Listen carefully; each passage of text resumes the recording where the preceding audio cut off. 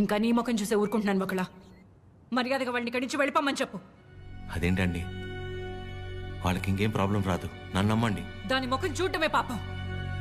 Aunty కోపడకుండా ఒకసారి వినండి. నీకేం తెలీదా ఆద్య? ఇంకా ఇక్కడే నుంచున్నారే, వాళ్ళని ఎక్కడో చోటుకెళ్ళి చావమను. అరే, కలిసి బతుకుదాం అనుకుంటే చచ్చిపోమంటారేంటండి? మాట్లాడుతుంటే మధ్యలోకి వస్తున్నావు. అసలు ఎవరు నువ్వు? నీకేం సంబంధం? నీకు నాకు సంబంధం ఉంది కదా. నేను మీ కూతుర్నే కదా. ఏం తెలుసు నా గురించి నీకు మీ ఆయనకి? ప్రవళిక, నిజంగానే ఏం తెలీదా ఆంటీ? ఇష్టం కష్టం చెప్పుకోవాలనిపించి నాన్న మీతో మాట్లాడాలంది అంటే తప్పించుకొని తిరిగేవాడు. ఎక్కడ ఏం అడుగుతానో ఏం చెప్తానో అని. ఇక ఈవిడ మైండ్ సెట్కి తగినట్టుగానే నేను ఉండాలి. ఇంట్లో ఆడపిల్ల కన్నీళ్లు తుడవడానికి చేతులు రానప్పుడు మాటలు కూడా రాకూడదమ్మా.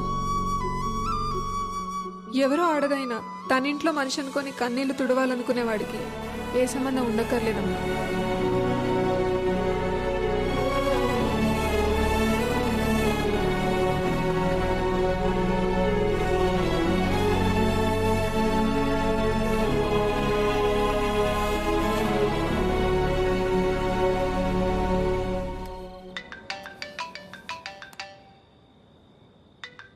చెప్పండి. ఏం చేస్తున్నావు? ఏం లేదండి, నాకు బాగా ఇష్టమైంది మీ దగ్గర ఒకటి ఉండిపోయింది. అది ఎప్పుడు తిరిగిస్తారా అని ఆలోచిస్తున్నా. అవునా? ఏంటది? నిద్ర అండి, నిద్ర. రేపు పొద్దున మా అమ్మ బ్రేక్ఫాస్ట్కి రమ్మంది. ఏ? ప్రవళిక విషయంలో హెల్ప్ చేసావు కదా, అందుకే. అయితే టిఫిన్ పెట్టి 1000 పదార్లు ఇచ్చి పంపించేస్తారా? ఏం సార్, సరిపోదా? మీరేమంటే అది తప్పదు కదా, పెద్దోళ్ళు. ఇంకా కనపడవు కానీ నీకు నేనంటే ప్రేమే కదా. అమ్మ పిలుస్తుంది. I'll call you later. Hello hello. Bye.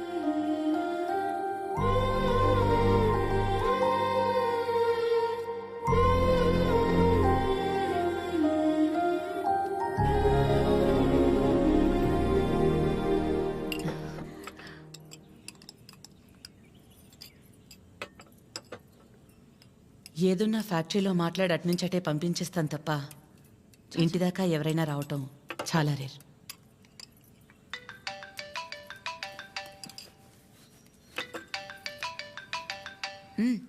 మాట్లాడు, పర్లేదు. పర్లేదండి, అంటే 9 అయింది కదా, తిన్నానా లేదా అని అమ్మ ఫోన్.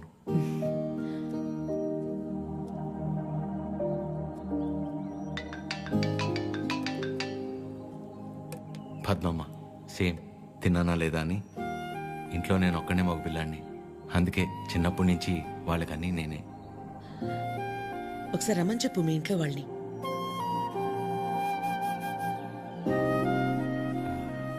పర్లేదండి. పర్లేదేంటి, రమ్మను. వాళ్ళు ఫ్యాక్టరీ చూసినట్టు ఉంటుంది, నేను ఒకసారి వాళ్ళని కలిసినట్టు కూడా ఉంటుంది. ఏమద్యా? అవునమ్మా, రమ్మని చెప్పండి.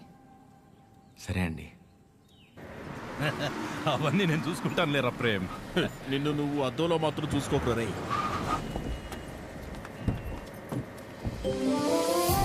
చిరు, ఎలా ఉన్నావురా? బాగుందమ్మా. నువ్వు లేకుండా ఇంట్లో ఏం తోచట్లేదు. టైంకి తింటున్నావా? ఇక్కడంతా బానే ఉందిగా. ఎక్కడ ఉంటున్నావు? షూ, అన్నీ ఇప్పుడే చెప్పాలా, తర్వాత చెప్పచ్చా? సరే తర్వాత మాట్లాడుకుందాం. బకుల గారు, నమస్తే. నమస్తే. లక్ష్మమ్మ, పద్మమ్మ, శారదమ్మ, శాంతమ్మ, గౌరమ్మ. అందరూ అమ్మలు సరే, ఇంతకీ అసలు అమ్మెవరో? కడుపులో 9 నెలలు మోసాను కాబట్టి సీనియర్ అనే తప్ప వాడి విషయంలో అందరూ ఈక్వలే. ఆద్య ఎక్కడ? అంటే పద్మమ్మ అందరినీ బాగా కలిపేసుకుంటుంది అనమాట. కీర్తన పెళ్లి జరిగింది కదండి, అక్కడ కలిశారనమాట. అంతే కదా. ఇంట్లో ఉంది. Hello aunty. నమస్తే.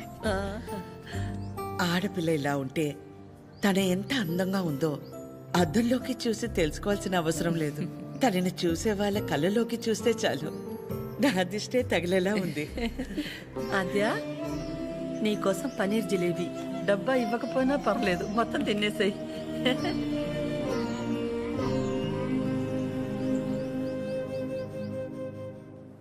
ఏంటి ఆద్య, ఇంకా ఏం ఆలోచిస్తున్నావు? ఆంటీ చిరు వాళ్ళందరితో బాగానే క్లోజ్ అయ్యారు కదా ఆద్య. అదే ప్రాబ్లం ప్రవళిక. అనుమానం ఉండి అబద్ధమని తెలిస్తే కోపంతో పోతుంది. కానీ ఇంత నమ్మాక నిజం కాదంటే తట్టుకోలేదు. అండ్ దాట్ టూ, ఇదంతా తెలిసి నేను సైలెంట్గా ఉన్నానని మా అమ్మకు తెలిస్తే ఎవరున్నా లేకపోయినా నా లైఫ్లో అమ్మ ఉండాలి. ఎవరి ద్వారానో ఈ విషయం ఆంటీకి తెలిసే కంటే నీ అందరూ నువ్వే వెళ్ళి చెప్పడం కరెక్ట్ ఆద్య.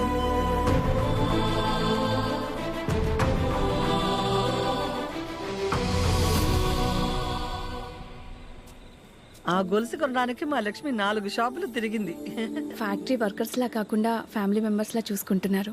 ఇక్కడ పనిచేసే వాళ్ళ పిల్లల చదువులు, వాళ్ళ మంచిళ్లే కాక ఇప్పుడు వాళ్ళందరికీ ఇళ్ళు ఉన్నోళ్ళందరికీ ఇలా ఇవ్వాలన్న ఆలోచన ఉండాలని లేదు కదా భయ్యా. చాలా థ్యాంక్స్ మేడం, మాకెంతో చేస్తున్నారు. మా మేడం చాలా గ్రేట్ భయ్యా.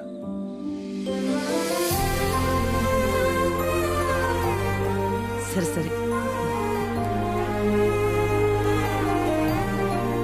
ప్రేమ్ ఫుడ్ ఐటమ్స్ లో ఏం బాగున్నాయి రా? అన్నిటికంటే నువ్వు రా అన్నది బాగుందిరా.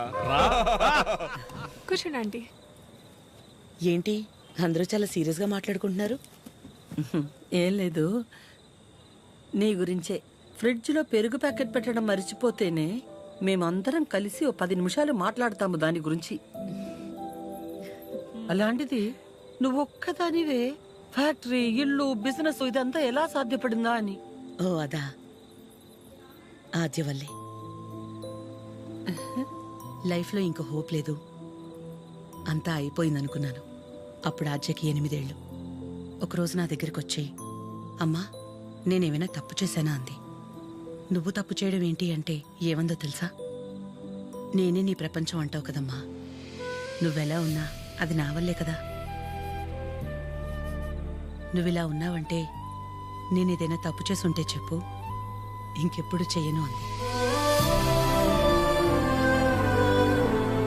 ఆ క్షణం అనిపించింది ఇంకెప్పుడు తన నా దగ్గరకు వచ్చి అలా అడిగేలా నేనెప్పుడు ఉండకూడదని.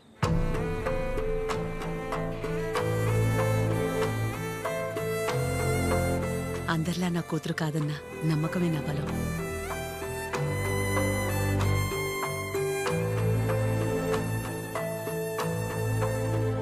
మీ బలం మీ చిరు, మీ పెంపకం తన ప్రవర్తనలో కనిపిస్తుంది. చాలా బాగా పెంచారు మీ చిరుని.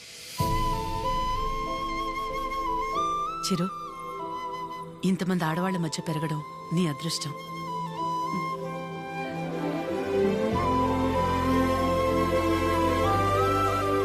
ఆస్తులు అంతస్తులు ఎవరైనా ఎలాగైనా సంపాదిస్తారు, కానీ ఓ ఆడదాని దగ్గర నమ్మకం సంపాదించాలంటే క్యారెక్టర్ ఉండాలి. ఎలాంటి పరిస్థితుల్లోనూ ఏ కారణం చేత నీ వల్ల వాళ్ళకి ఏమచ్చ రానివ్వదు.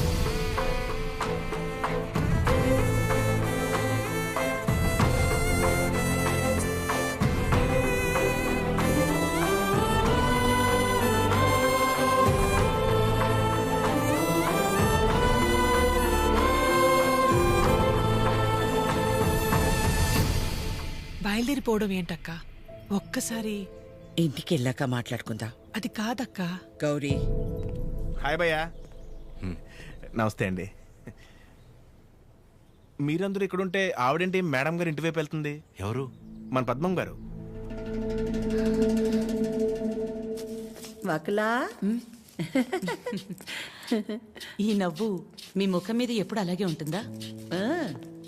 మొదట్లో నేను అందరిలాగే ఉండేదాన్ని వకలా.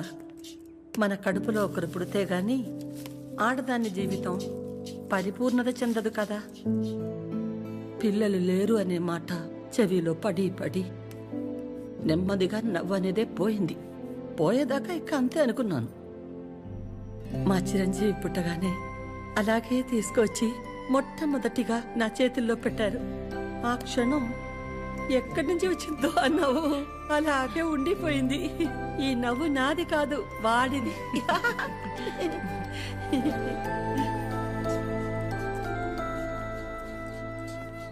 నీకు మొక్కలంటే బాగా ఇష్టం అవ్వకులా? ఈ మొక్కల విషయంలో మాత్రమే ప్రపంచం ఆడా మగానే తేడా చూడదు. మా చిరు కూడా మొక్కలంటే బాగా ఇష్టం. ఇంట్లో ఎటు చూసినా ఉంటాయి. అన్నీ వాడి తెచ్చినవే. మా ఇంటికొచ్చి చూడాలి, ఎప్పుడు సందడే. నవ్వు లేకుండా నిమిషం ఉండదు. నువ్వు కనుక మా ఇంటికి వస్తే ఫ్యాక్టరీ వద్దు ఏమీ వద్దని అక్కడే ఉండిపోతావు. వీలు చూసుకుని ఒకసారి వస్తాం. ఒక్కసారి ఏంటి వకులా, నువ్వు అనాలే కాని ఆద్య ఇల్లు నీ ఇల్లు కాదా ఏంటి? మా చిరుకి ఆద్య అంటే ప్రాణం. ఆద్యకి కూడా మా చిరు అంటే చాలా ఇష్టం. కానీ నీ గురించి ఆలోచించే మా చిరుకి ఆద్య దూరం అయింది. అందుకే అందరం కలిసి చిరుని ఇక్కడికి పంపాము.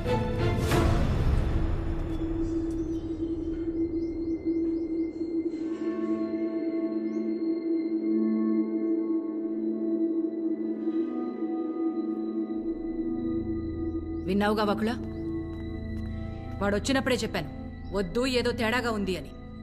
నా కళ్ళకు అందరూ అలాగే కనపడతారన్నావు. ఇప్పుడు చూడు, నా కళ్ళకు కనిపించింది నిజమైందిగా. సరిత గారు మాట్లాడకు. మీరు ఆడాళ్లేగా. సాటి ఆడదాన్ని మోసం చేయడానికి మనసెలా ఒప్పింది? అసలు నిన్ను తన్నాలే పట్టుకుని. అమ్మా, నువ్వు నోర్మే. ఏంటి అద్యా ఇది? వాళ్ళంటే ముక్కు మొహం తెలియని వాళ్ళు. మీ అమ్మ గురించి పూర్తిగా తెలిసిందానివి నువ్వే ఇలా చేస్తే ఎలా?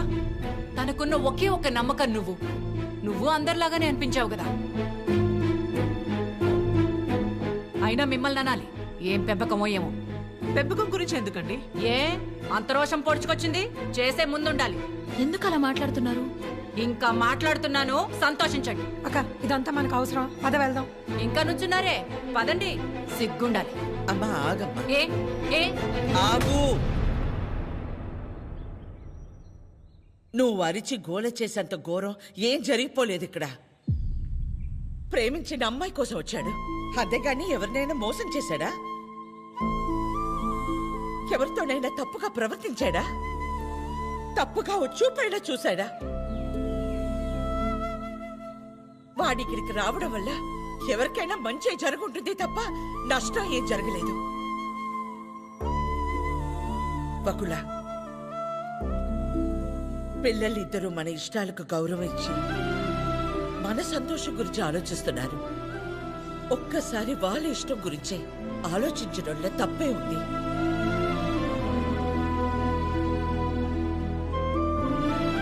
ఎవరి వల్ల వాడి ఇబ్బంది పడితేనే చూడలేను.